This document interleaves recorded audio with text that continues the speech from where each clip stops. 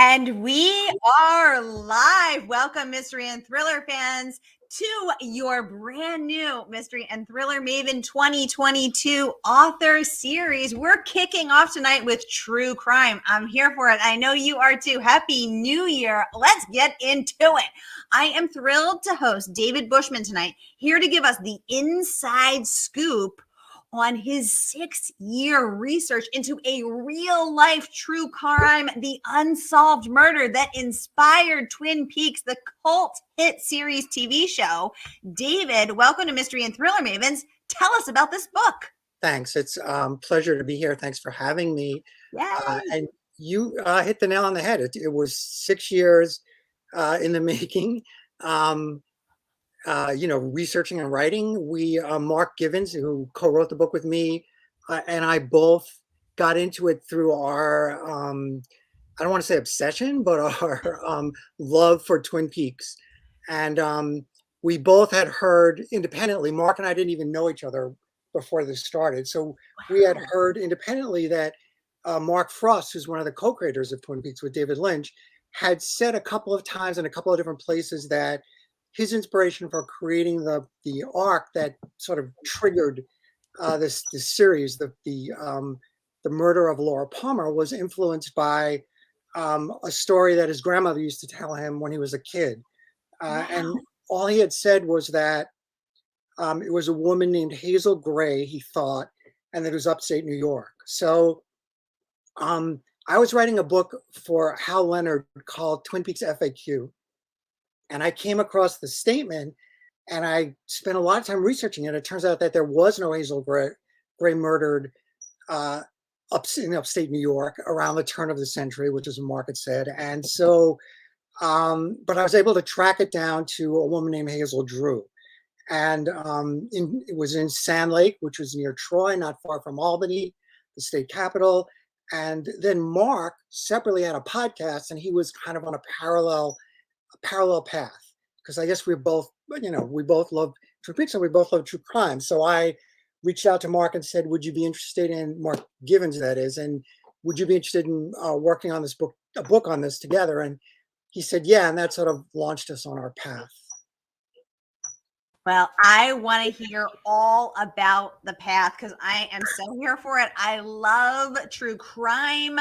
And I know there are so many people who love Twin Peaks. Hello to the Peace Corps. I was like the Pie Corps. The Peace Corps is giving us books and love emojis. Welcome, watching from YouTube. So I just want to take a moment and welcome everyone who's watching from YouTube, watching from Facebook, watching on my channels, Murder by the Book channels, our private Facebook group for mystery and thriller lovers. Wherever you are, you're in the right place, and this is the right time. So let's get down into it. If you've been here before, you know how it works. And if you're new, we're so happy to have you. Here's how it works. Every Monday, I give you my hand-picked featured authors, and you get to ask them anything. This is your time to ask David anything. Ask him about his research process. How did he research this murder that's over 100 years old? A girl turns up murdered in the pond. Next thing you know, Twin Peaks is taking it and running with it. I need to know all the details, and I know you do too. So get them going in the comments, and David will answer them.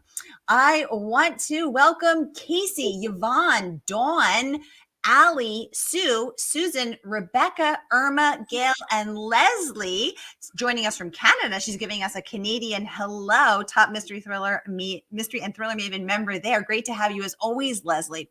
So, David, let's start at the beginning with the fact of a body. So you're chilling out, you're watching Twin Peaks, you love it. Who doesn't? I do. And then you start to realize that Mark Frost, the co-creator of the hit TV show, tells you that this is a true story. A girl turned up dead in a pond.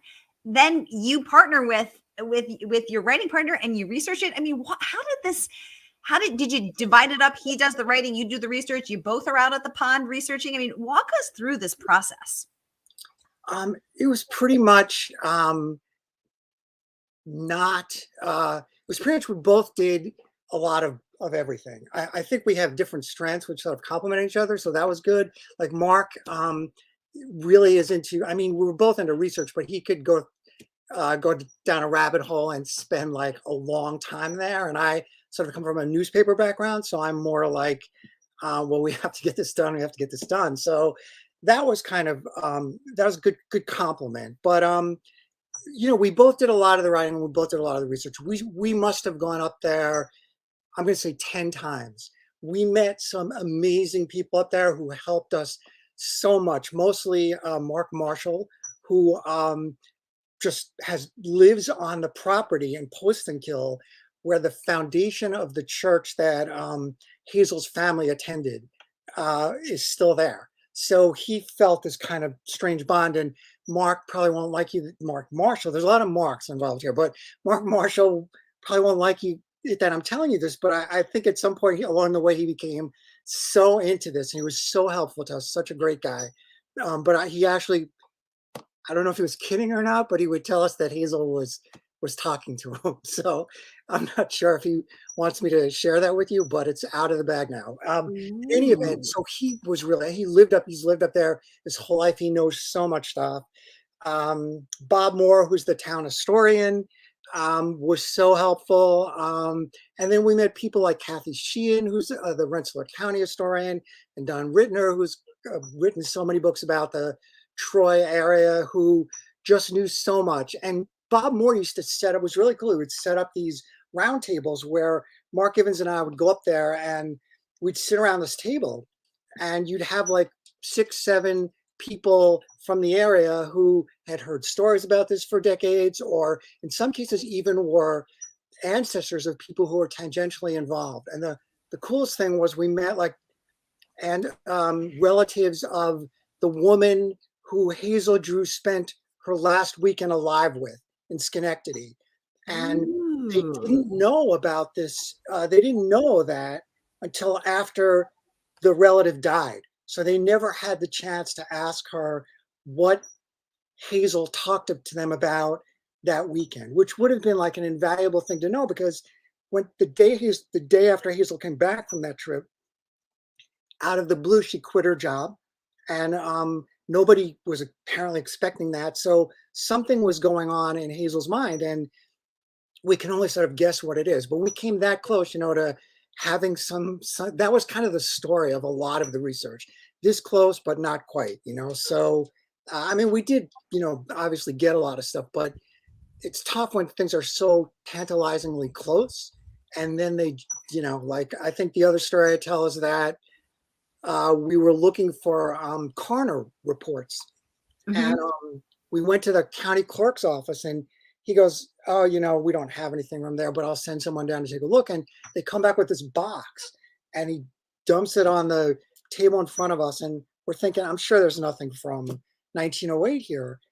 And we're looking through it, and we start to see reports from like the late 1800s, but nothing from 1908. So there was that kind of stuff that was it was just this incredible journey. That was just so, and meanwhile, while we're doing this, like there's an insurrection going on, an election, and COVID, and it was just so um, uh, it was kind of blissful to find yourself to escape into this other world, of 1908 and upstate New York, and it was just like taking this imaginary journey that was just so blissful in a way. Oh, yes, and I know that the bliss of the rabbit hole delights of going down that research rabbit hole, I know it well, and I'm totally here for it. Linda, welcome to the conversation. She said, "This is all so intriguing." Linda, I totally agree. Thanks for chiming in, and let us know if you have any questions. I see a question here from Kaylee. She says, "Hello from Minneapolis." Hi, Kaylee. She said she'd like to know, are any of Hazel's relatives still living? And did you talk to them? Yeah, because Hazel comes from a very large family. Give us the skinny on that, David. Well, distant relatives, but not anyone. I mean, Hazel never had, she died at 20, so she never had any family, and her sisters and brothers didn't either. So there was nobody that was sort of part of that nuclear family. But the closest we came was that brother and sister who I talked about, Roger and Pat, who were related to her cousin, who were descendants of her cousin. Um, that was as close as we got. But Kaylee, I should also mention to you that Mark Frost, who co-created Twin Peaks and was the inspiration for us for the story, and wrote the forward to the book, um, spent a lot of years of his youth in formative years in Minneapolis. So there's a connection for you that you might not be aware of. Um, so there is a connection to Minneapolis. Very cool. Polly, welcome to the conversation. And she is saying that she is a fan of Twin Peaks. Me too. And it is so fascinating. I mean, to know that Laura Palmer, this gorgeous, there's so much that's similar and there's so much that's different. So Laura Palmer washes up on the shore, Hazel Drew found in the pond. Both known for being extraordinarily beautiful young women, and both had a secret life. So tell us a little bit about, which we start to see in your book as we learn that Hazel is a domestic worker. She's a household help. She works in household help. And yet she makes $4.50 a week, and yet she can afford she's known for her incredibly beautiful custom made dresses, her beautiful hats, her beautiful shoes, her jewelry. How's a girl who works as in domestic service able to afford all of this? And that sort of hooks us into a whole other side of Hazel. Tell us about that, David. Yeah, I mean, the more we dug into it, the more we were finding these apparent contradictions. She had a very close friend who was a governess at another house on the same street named Carrie Weaver, who traveled with Hazel not that long before her death to New York City. And Carrie made, the comparative amount of money, which, as you said, was $4.50. And she herself said that, I mean, this was somebody who was really close to Hazel, and they saw each other a lot and talked a lot. And she herself said she couldn't understand how Hazel could have dressed the way she did and traveled the way she did and eaten at the restaurants that she would eat at. But so that was one secret, but there were so many. I mean, so many people described Hazel as this quiet um, young woman who didn't have any male gentleman callers, I guess you'd call them, who didn't really have a very active social life, who liked to go to church, whose idea of a perfect night would be curling up by the fireplace with a book, which you and I can both appreciate, but then like they would find a trunk filled with letters to and from male admirers, and they're just her Aunt Minnie. At one point, word had leaked that Hazel and Minnie were seen. Her Aunt Minnie was like 20 years older, a very persnickety, strange, idiosyncratic woman who was just difficult beyond belief. But word had leaked out that she and Hazel had gone riding with two gentlemen, just again days before the murder, and she refused to tell police who they were. In fact, she refused to tell police the names even of any of Hazel's friends. And when reporters asked her why, she would always bark at reporters, but she barked at them, and she said, I don't want to get any good girls in trouble. They're good girls. I don't want to get them in trouble. And the question that, you sort of get so frustrated because you want the reporters to say, how is releasing the name of Hazel's friends going to get them in trouble? Like, what does that mean? Is there something that Hazel was doing or that you were doing or that they were doing that would get them in trouble? But you can't ask those questions. And unfortunately, those questions weren't asked. But Hazel had, and also Hazel came from unlike Laura, Hazel came from a very modest rural upbringing. She leaves home at 14 to go to work and find a job in Troy, and winds up in the house working for one of the most powerful people in the city.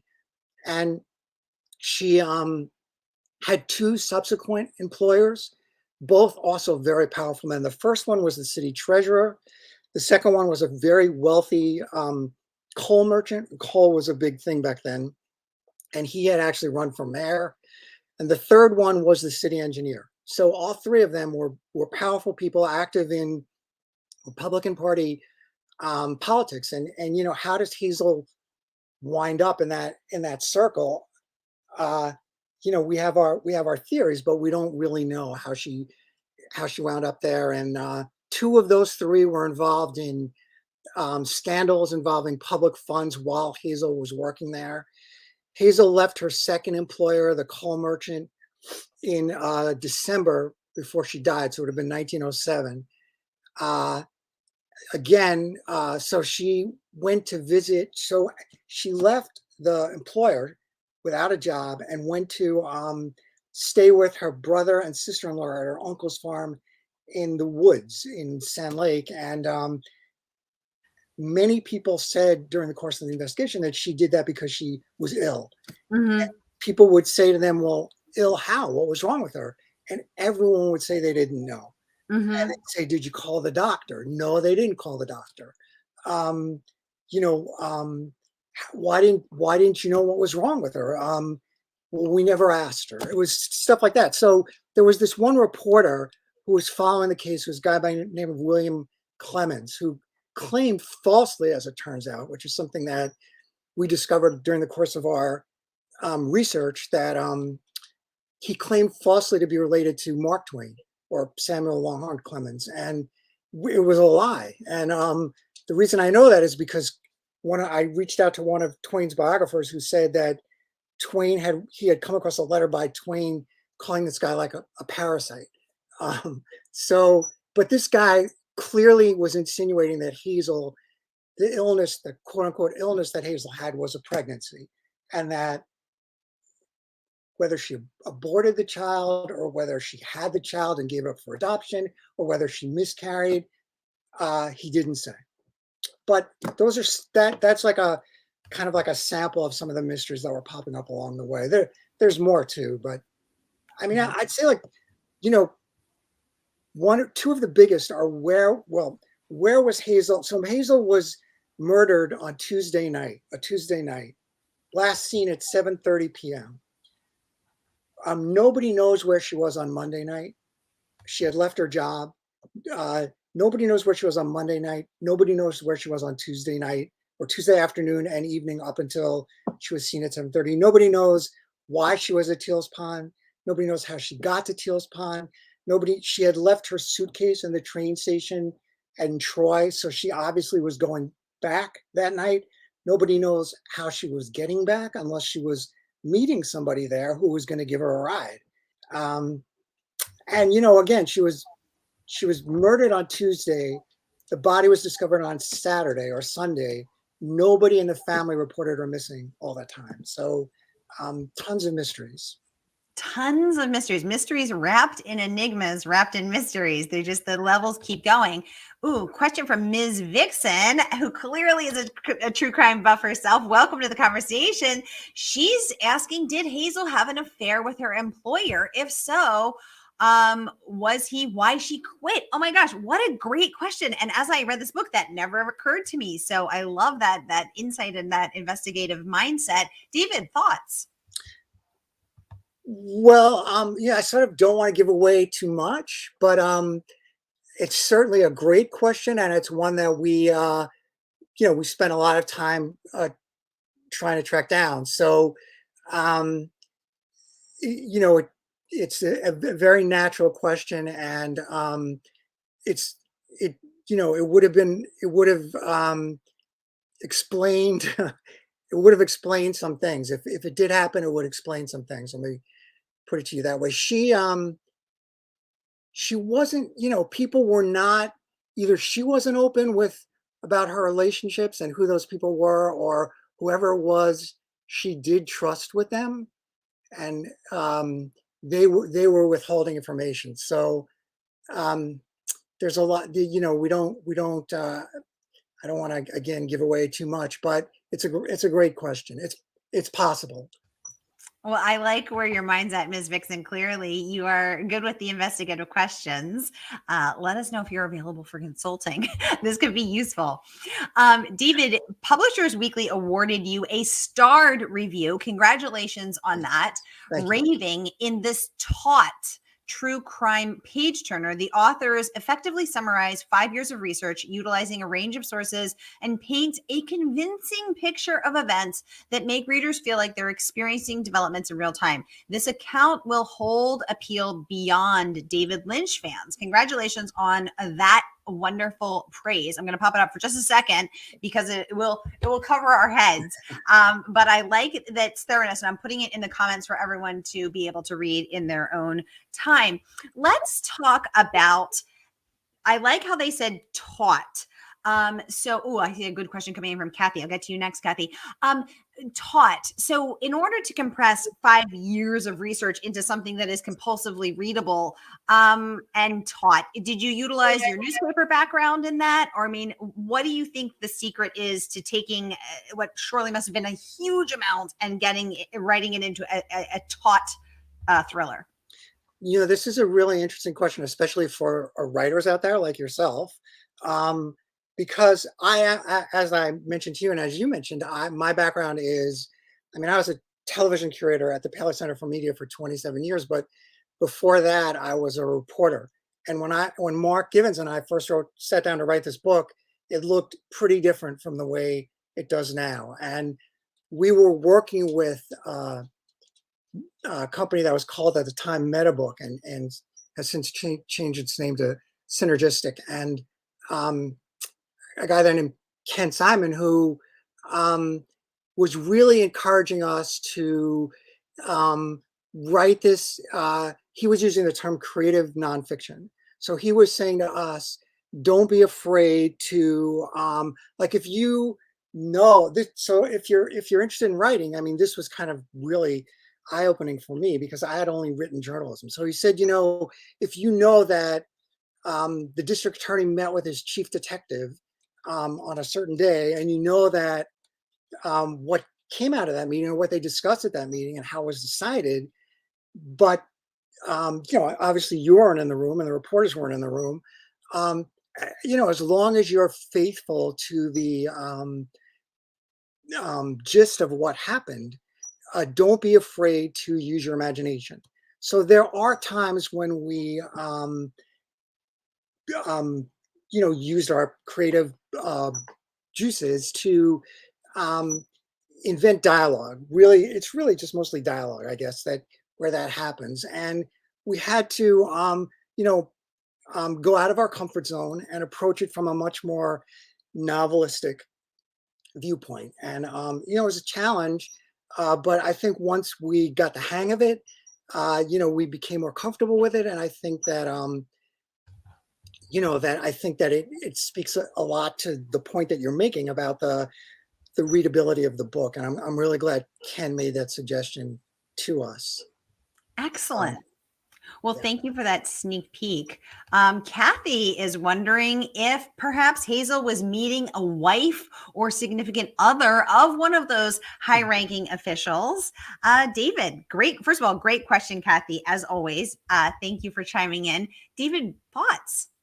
So I'm assuming that Kathy means that they had found out about some relationship and that's why they would have been meeting. Again, definitely a possibility. They were all powerful people. They all had Republican Party connections. The guy who led the investigation, the DA, was a Republican and another powerful person in that party. Mark Givens, my co-writer, and I used to sort of have this. One of the things when you're co-writing with somebody is you don't agree on everything you don't agree on everything. And there were so many unanswered questions in this investigation that my conclusion was that they were either incredibly stupid or incredibly corrupt, that there was no other possibility. And if they were incredibly corrupt, they would have been protecting somebody. And so does that raise the possibility that it could have been the wife or girlfriend of one of those employers? Definitely. Interesting. Well, thank you for the great question, Kathy. I always appreciate your questions. And David, thanks for the skinny on that. Welcome, Colleen. Making sure I didn't miss anybody. Welcome, Craig. Welcome, Jerry. Welcome, Liz. John, Karen, Edie, Wendy, I'm making sure I'm hoping I'm not missing anybody. Linda, Colette, welcome everybody. Great to have you here. Let's keep the conversation going. David, another review that I really appreciated that your book has earned is from Booklist. Booklist says the story is fascinating and the added historical details add depth. Those interested in true crime, especially of an archival nature, will relish this. I love historical details as well. Like I like to know those sorts of things. So the information that you wove in about the town, about the time, about working options for women, all of these things were really fascinating, and I loved the textual details that it added. Let's talk about what you just referenced, that you and Mark didn't always agree. What were some of the disagreements? Was it about those details? Was it about something else? Give us your most tense moment. Did it ever come to blows? No, but You we pick were, up your computer, you just start bashing him. well, he was in Washington and I was in New York, so it might have otherwise. But Mark are good friends.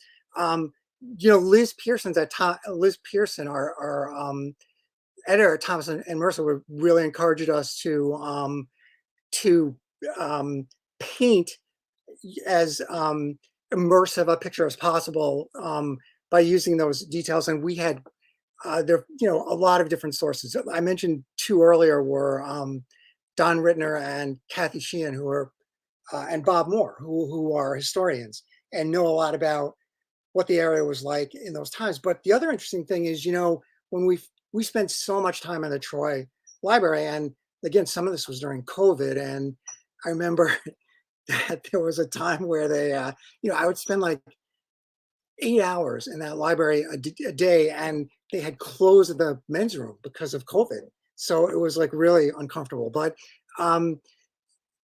you start off going, you start off looking at this 2-week period, at the newspapers in this 2-week period. And then you realize that you have to go way beyond that, because she went to a parade in the park up in Rensselaer County on July 4th, which was before this murder happened. And we found this great article that told us so much about what that parade was like. It was a local paper, and there's stuff that would never make a paper today, like every little detail that you could possibly not even care about, but it all added flavor to it, and to what the park was like that day. We had to look into the temperatures and the weather. And I remember Kathy and Don spent a lot of time talking to us about what downtown Troy, which is now, it's pretty economically depressed right now. And they've been through urban renewal which destroyed so much of the history of the city, including the incredible train station that Hazel spent so much time at. The old red light district that Meme Fay, one of the most famous madams in history, worked out of, because that train station was a central stop for people going north, south, and so on. So much of it was gone, but they helped us, concoct these pictures in our head.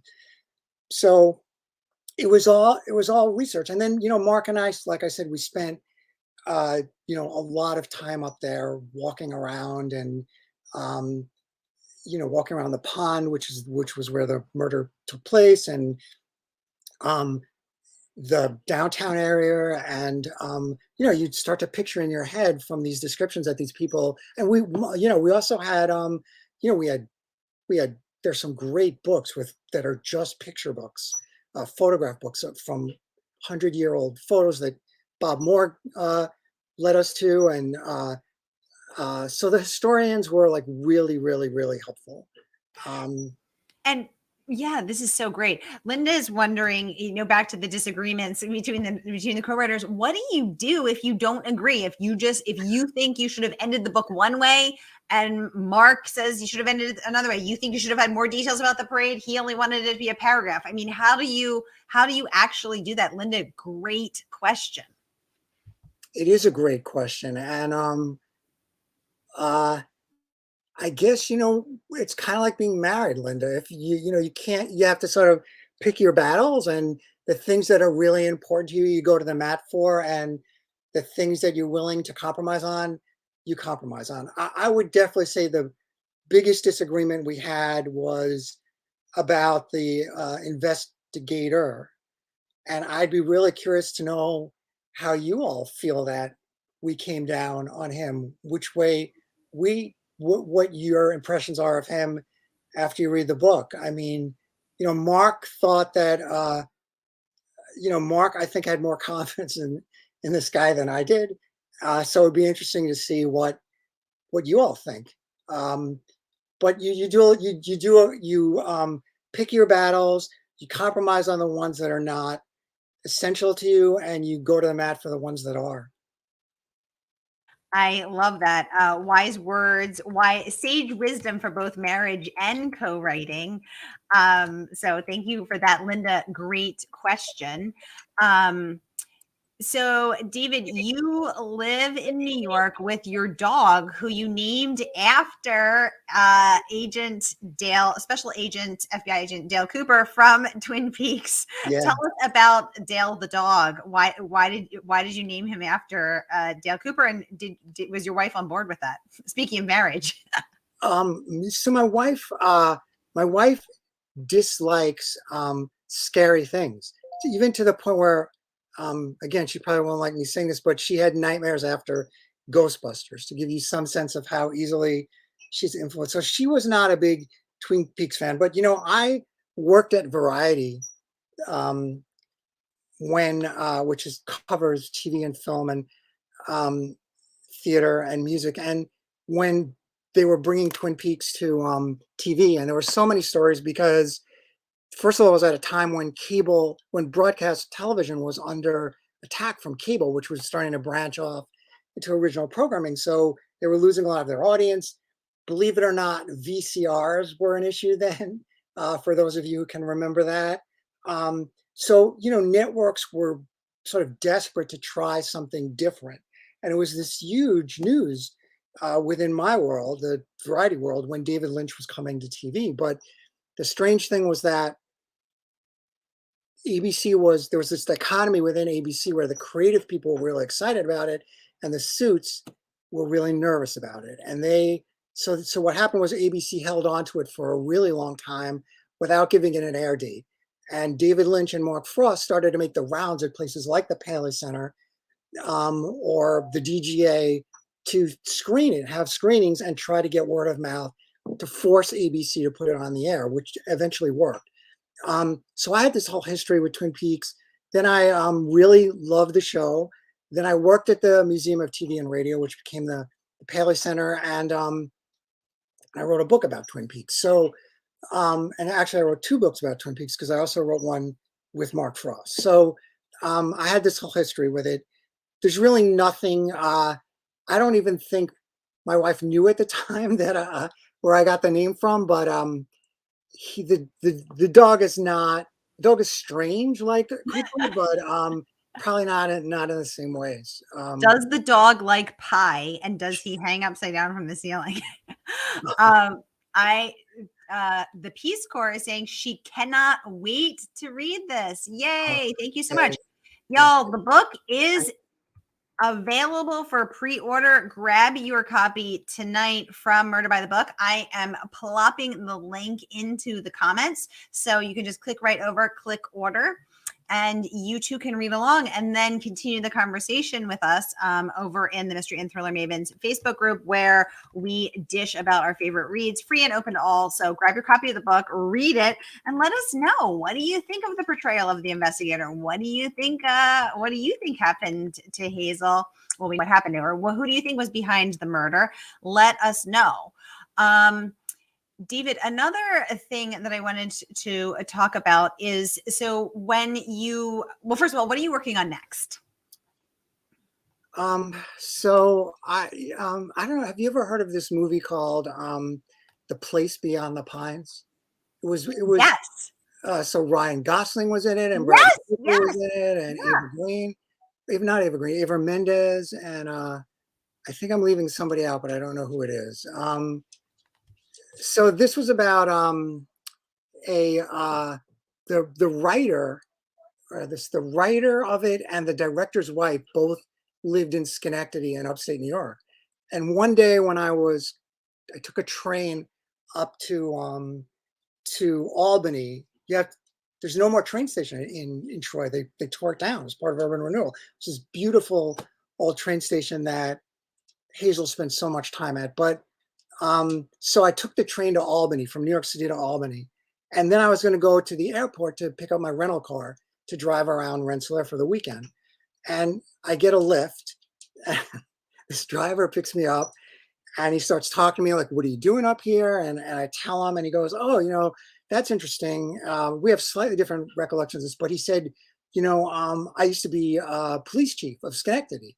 And I said, "Really?" So, he started talking very openly about this. And it turns out that he was police chief of Schenectady at a time when they were under FBI investigation. Four of the policemen went to jail, and he did not until many years later. After his retirement, he did some time for cocaine possession. So he's telling me all this, and I'm thinking, this would be a great story. Then it turns out this is really um, that The Place Beyond the Pines is very loosely based on what happened. So my next book is about what really happened. So there's that, and then just to sort of again, I tell you this as a writer, for some reason, some guy reached out to me a couple of weeks ago and said that his uncle had just done 24 years in prison for some drug thing, and I looked him up, and he was part of this Albanian connection, they called it. So I'm supposed to have lunch with him because I'm sort of really interested. They want to do a book. So as long as it's not a book about how he was like wrongly accused and all of that, because nobody's going to be interested in that. But if there's some insights into how it was run and stuff like that, I'd be interested in doing that. So those are kind of two. The Schenectady book is written, and then the other one I'm just looking into. Fab. Ooh, well, we love to hear it first here on Mystery and Thriller Maven. So thank you so much.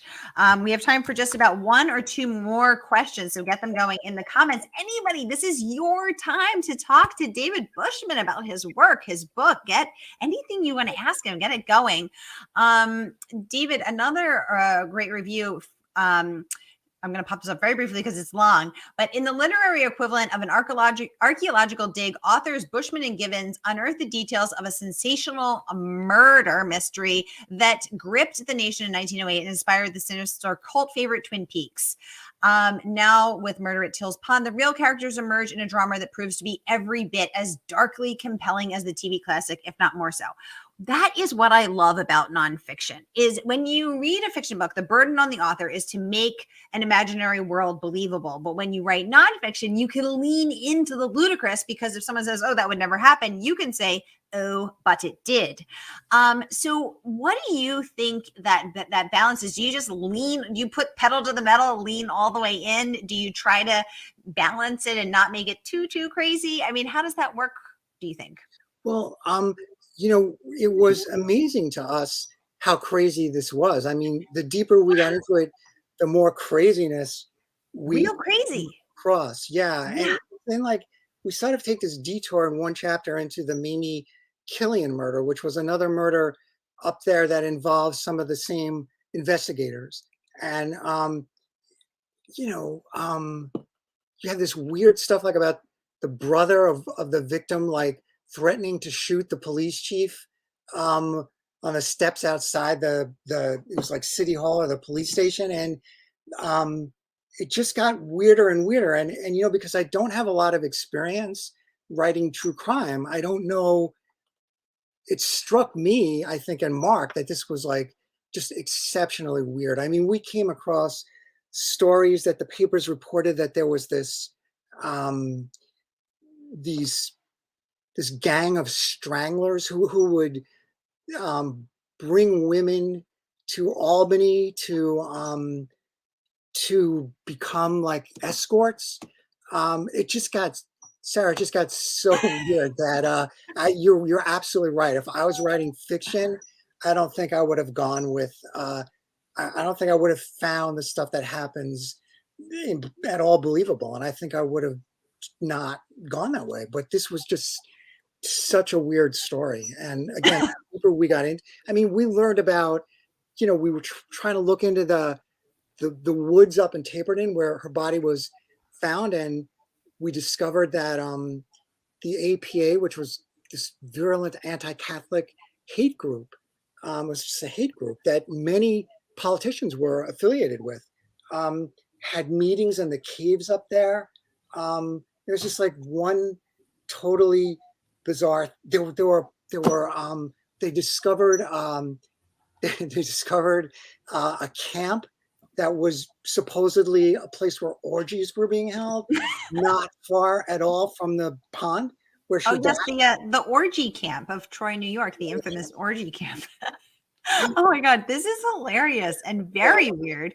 and Oh, supposedly like a woman heard screams coming from the camp that night, and uh, just totally off the wall craziness. off the wall craziness. Leslie saying, I love Twin Peaks. Just watched it again this summer past. Can't wait to read your book. Leslie, thank you as always for the comment and for joining us. I appreciate that so much. Kathy would like to know, David, as you're doing your research, how do you go about deciding what information is fact in the case write up and what is conjecture and the thoughts of the officer or reporter? Great technical question, Kathy. Thank you for that. David, over to That you. is a terrific question, Kathy, especially because the newspaper reports were so many of them contradicted one another that you would read this piece of information and go, finally I know what happened, and then you'd pick up like the next paper and it said something completely different. So it was really, really, really hard. And I think what happens, Kathy, is that over time you get to a sense of what papers become more reliable than, and which become this was the height of yellow journalism too. So which of them were more interested in promoting themselves than getting to the truth of it. And so like if we read something in the New York Times, for example, we gave it more credence than we did. And this is a point that I made in another interview too. There's a scene in The Exorcist where, talking about William Clemens now and what to believe and not believe, this sort of ridiculously over the top tabloid reporter. And it would be easy if you could just say, don't believe anything that he wrote. But there's a scene in The Exorcist where the older priest, played by Max von Sydow, and the younger priest, played by Jason Miller, are going in to the house to meet Reagan, the possessed girl, for the first time. And the old priest, who has all this experience interacting with the devil, says to Jason Miller, beware the devil. I'm paraphrasing. And Jason Miller goes, why? Because he lies? And Max von Sydow goes, no, because he mixes lies with truth. And the point being that it's easy to just dismiss someone as a liar, but when they throw some truths in there, then that's when it becomes really difficult to know what to believe or not to believe. And that was that's a big problem. That was a big problem for us. But we did when we couldn't, when we ultimately couldn't decide who was telling the truth, we presented both sides and sort of, said, well, some paper said this and some paper said that. But Kathy, it was frustrating. It was frustrating, but you did a great job of it. Thank Well, you. we are out of time, y'all. Thank you so much for joining us. David Bushman giving us the inside scoop on Murder at Teal's Pond. And I just put the link in the comments one more time. So grab your copy of the book tonight and then join the Facebook group and let us know what you think of it. We will be waiting to hear. David, thank you so much for giving us the skinny, giving us the behind the scenes. This has been absolutely fascinating. And we can't wait to have you back when your next book is out. Thank you. Thank you so much, Sarah, and everybody who was listening and watching. And I'm on Facebook, Twitter, Instagram. Feel free to reach out to me with your thoughts. I'd love to hear them. Ooh. And, thank you so much again, Sarah. Thank you. It was really great. My pleasure. Well, we look forward to having you back again. And y'all, I'll be back at the top of the hour with award-winning bestselling author Allison Brennan here to give us the scoop on her brand new book, The Sorority Murder.